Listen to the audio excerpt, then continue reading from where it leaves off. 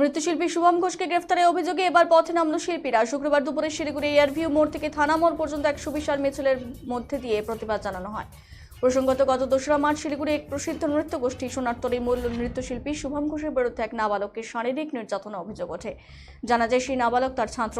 এই অভিযোগের পর শুভম ঘোষকে পক্সো আইনের ধারায় গ্রেফতার করা হয় এবং তাকে শিলিগুড়ি আদালতে তোলা হয়।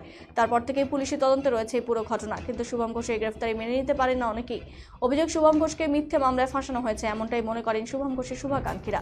পাশাপাশি শুভম ঘোষের একাধিক ছাত্রছাত্রী এবং তাদের অভিভাবকরা মনে করেন যে শুভম এই কাজ কোনো মতেই করতে পারে না।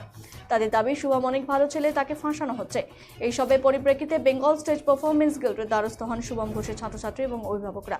এদিন তাদের সম্মিলিত উদ্যোগে শুভম ঘোষের সঠিক বিচারের দাবিতে প্রায় 300 জন ছাত্রছাত্রী এবং অভিভাবক এবং বেঙ্গল স্টেজ পারফরমেন্স গিল্ডের সদস্যরা মিলে এক প্রতিবাদ মিছিল করে এবং সঠিক বিচারের দাবি জানান।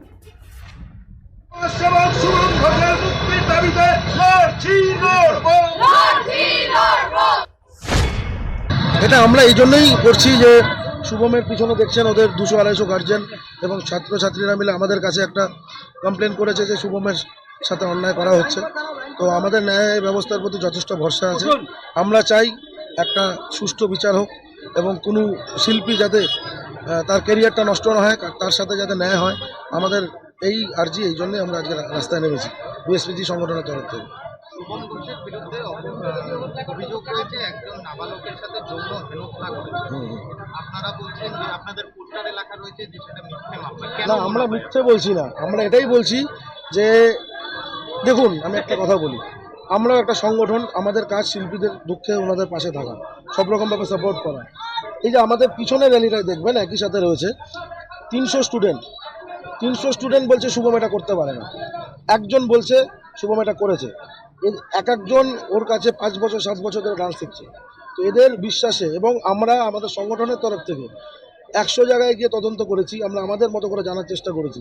আমরা প্রত্যেকটা জায়গায় এটাই দেখেছি, ছেলেরা খুবই ভালো ছেলে এবং এরকম কিছু করতে পারে না, এই বিশ্বাসে।